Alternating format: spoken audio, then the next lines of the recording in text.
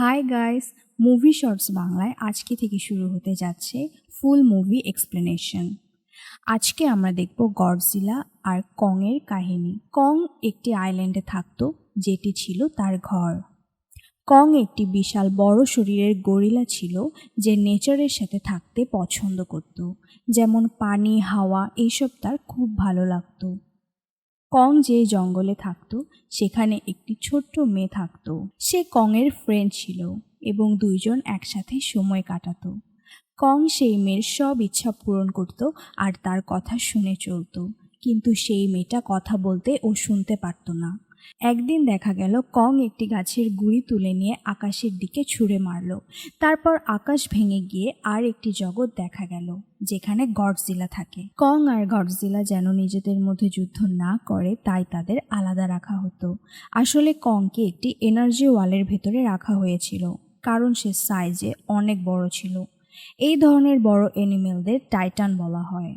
যেই কোম্পানি এইসব এনার্জি ওয়াল তৈরি করেছিল, কং আর গডজিলার জন্য সেখানে একজন হ্যাকার কাজ করত এবং সে তার কোম্পানির উপর সন্দেহ করত। তাই সে একদিন কোম্পানির ডাটা হ্যাক করে দেখে একটি বড় কোনো জিনিসকে হংকং নিয়ে যাওয়া হবে। ঠিক সেই সময় কোম্পানিতে সিকিউরিটি অ্যালার্ম বেজে ওঠে, কারণ গডজিলা চলে এসেছিল। সে সব কিছু ধ্বংস করে দিচ্ছিল। আসলে গডজিলা একটি ভালো টাইটান ছিল, যে সবার খেয়াল রাখত আর বিপদ আসলে সবাইকে সেভ করত। কিন্তু সেই দিন সবাই অবাক হয়ে যাচ্ছিল যে কেন গডজিলা সবার উপর অ্যাটাক করছে। এইখানে সবাই জানতে পারলো যে গডজিলার কাছে একটি স্পেশাল পাওয়ার আছে, যেটি হলো নিউক্লিয়ার পাওয়ার, যেটির সাহায্যে সে সব কিছু ধ্বংস করে দিচ্ছিল। আর সেই খবর টিভিতে দেখানো হচ্ছিল যে গডজিলা পাগল হয়ে গেছে আর সে আগের মতো নেই। আগে সে মানুষকে হেল্প করতো, কিন্তু এখন সে মানুষদের মারছে। সে অনেক এগ্রেসিভ হয়ে গিয়েছে।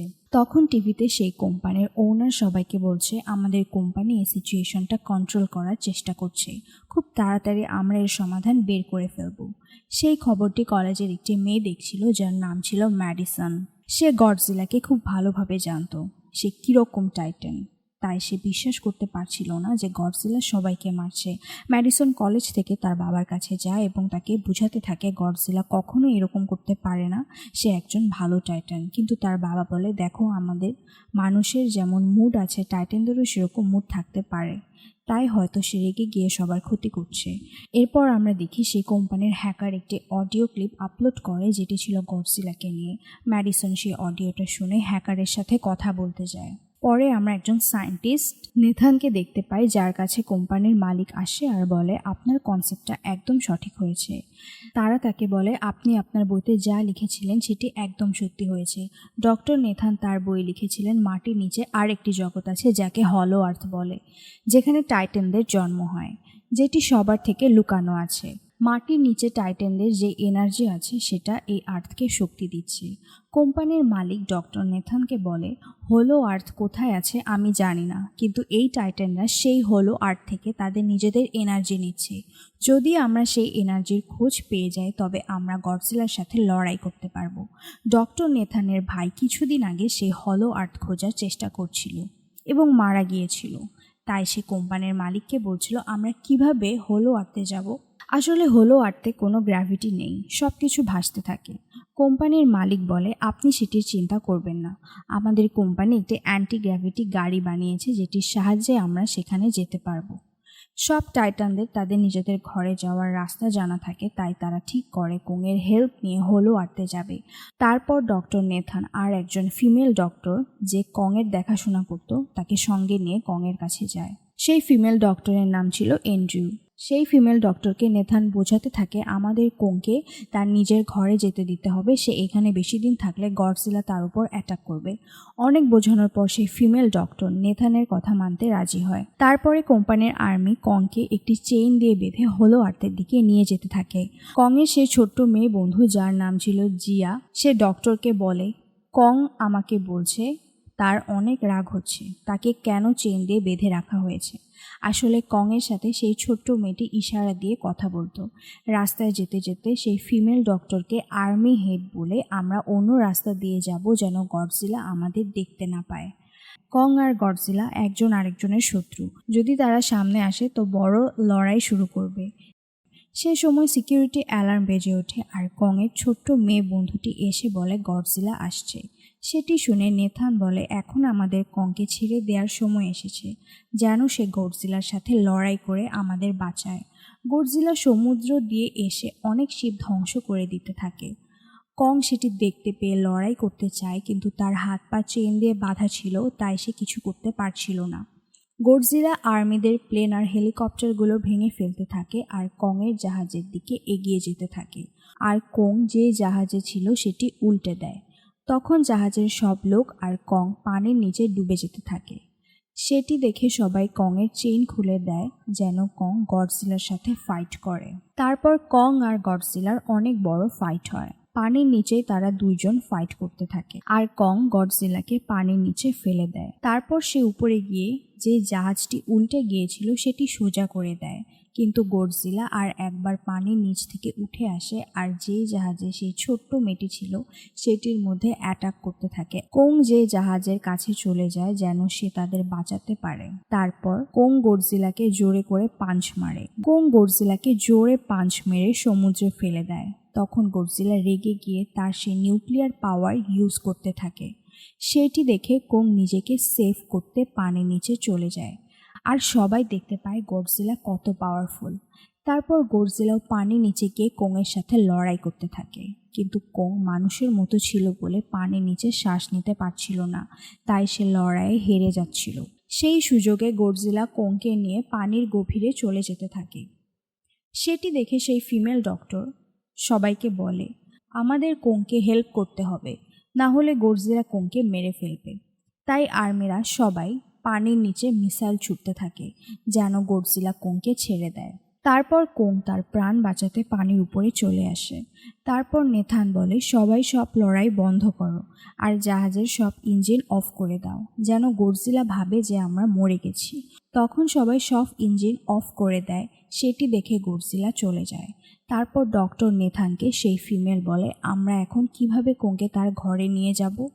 নেথান বলে আমরা কোংকে আকাশে উড়িয়ে নিয়ে যাব। পরের সিনে আমরা দেখতে পাই ম্যাডিসন তার সেই বন্ধুকে নিয়ে কোম্পানির ভেতরে চলে যায়।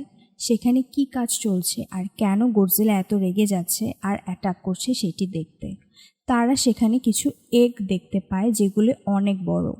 ঠিক সেই সময় দরজা লক হয়ে যায় আর তারা যে ঘরে ছিল সেটি খুব স্পিডে হংকংয়ের দিকে এগিয়ে যেতে থাকে। ওইদিকে আর্মিরা কোংকে হেলিকপ্টার দিয়ে উঠিয়ে হলো আর্থের কাছে নিয়ে যায়। তারপর তারা কোংকে বলে যেন সে হলো আর্থের ভেতরে চলে যায়, কিন্তু কোং যেতে চাইছিল না। তখন তারা কোংয়ের সেই ছোট্ট বন্ধুকে বলে যাও তুমি গিয়ে কংকে বুঝাও যেন সে ভেতরে চলে যায়। তখন সেই মেয়েটি কোংকে বুঝাতে থাকে তুমি এই রাস্তা দিয়ে চলে যাও, ভেতরে তোমার ফ্যামিলি আছে। আর কোং তার কথা শুনে ভেতরে যেতে রাজি হয়ে যায়। আর কোং সেই রাস্তা দিয়ে ভেতরে যেতে থাকে আর কোম্পানির লোকরাও তাদের সেই অ্যান্টি গ্র্যাভিটি কার দিয়ে কোংয়ের পিছনে পিছনে যেতে থাকে। তারপর তারা হলো আর্থের ভেতরে চলে যায়, যেটি ছিল আলাদা এক জগৎ, এবং সেখানে অন্য মনস্টাররা ছিল। তাদের মধ্যে একজন তাদের সেই অ্যান্টি গ্র্যাভিটি কারের উপর অ্যাটাক করে দেয় আর একটি মনস্টার সেই মেয়েটি যেই কারে ছিল সেটির মধ্যে অ্যাটাক করে কোংকে ধরে মেরে ফেলে, তার মাথা ছিঁড়ে ফেলে আর সেই মনস্টার মরে যায়। তারপর কোং সামনে যেতে থাকে আর পেছনে সবাই কার নিয়ে যেতে থাকে। হলো আর্থে সব কিছু বাতাসে ভেসে থাকে। পরের সিনে আমরা দেখতে পাই ম্যাডিসন তার বন্ধুদের নিয়ে হংকংয়ে চলে আসে। সেখানে গিয়ে তাদের কোম্পানির আসল রহস্য সামনে আসে। কোম্পানি গডজিলাকে মারার জন্য আর একটি গডজিলা বানিয়েছিল যার নাম হলো মেগা গডজিলা। সেটি দেখে ম্যাডিসন আর তার টিম অবাক হয়ে যায়। আর মেগা গডজিলাকে কন্ট্রোল করছিল কোম্পানির মালিকের একটি লোক, যাকে নেথান অফিসে দেখেছিল। তারা মেগা গডজিলাকে টেস্ট করার জন্য একটি স্কাল ক্রাউলার ছেড়ে দেয়। গডজিলা তাকে মেরে ফেলে তার পাওয়ার দিয়ে, যেটা হলো আর্থ থেকে আসতো। এক সময় মেগা গডজিলা অফ হয়ে যায় কারণ তার পাওয়ার শেষ হয়ে যাচ্ছিল। একটু পর আমরা মেগা গডজিলা অ্যাক্টিভ হয়ে যায়। সে অ্যাক্টিভ হওয়ার সাথে সাথে আসল গডজিলা সেটি টের পায় আর হংকংয়ের দিকে যেতে থাকে। হলো আর্থ অনেক সুন্দর ছিল আর তার পাওয়ার একটি পাহাড়ের মধ্যে ছিল। কোং সেই পাহাড়ে গিয়ে একটি দরজা খুলে ভেতরে যায়।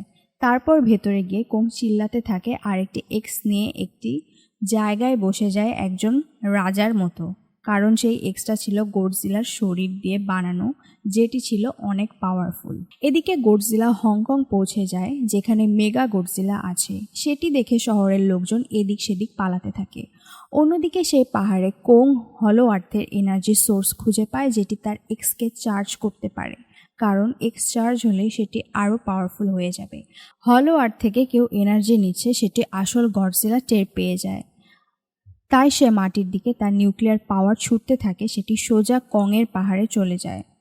তখন একজন ফিমেল ফাইটার সেই এনার্জির একটি স্যাম্পল নিয়ে কোম্পানির কাছে পাঠিয়ে দেয়, যেন কোম্পানি মেগা গডজিলাকে অ্যাক্টিভ করতে পারে। কিন্তু সেই ফিমেল ডক্টর তাকে এরকম করতে নিষেধ করছিল, কিন্তু সেই ফাইটার মেয়ে তার কোনো কথা শুনছিল না।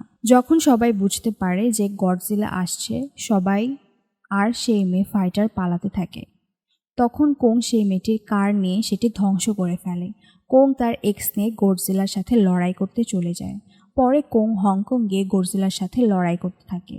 কোং গডজিলার দিকে এক্স নিয়ে অ্যাটাক করতে যায়, কিন্তু সেটি একটি বিল্ডিংয়ে গিয়ে আটকে যায়, আর সেই সুযোগে গডজিলা কোংয়ের উপর অ্যাটাক করে। তাদের দুইজনের মধ্যে অনেক বড় ফাইট হতে থাকে। গডজিলা অনেকবার তার পাওয়ার ইউজ করে কোংয়ের উপর, কিন্তু কোং বারবার বেঁচে যায়। একসময় কোং তার এক্স নিয়ে গডজিলার উপর অ্যাটাক করে তাকে ইনজিওর করে দেয়। সেটি দেখে গডজিলা অনেক রেগে যায়। তার নিউক্লিয়ার পাওয়ার কোংয়ের দিকে ছুঁড়ে, আর কোং তার এক্স দিয়ে সেই পাওয়ারে আটকে দেয়। কিন্তু গডজিলা অনেক পাওয়ারফুল ছিল, তাই ফাইট করতে করতে কোং হেরে যাচ্ছিল। একসময় গডজিলা কোংয়ের বুকের উপর পা রেখে চিৎকার করতে থাকে, আর কোং তার চিৎকার শুনে সে নিজেও চিৎকার করতে থাকে। তারপর গডজিলা সেখানে ঠেকে চলে যায়।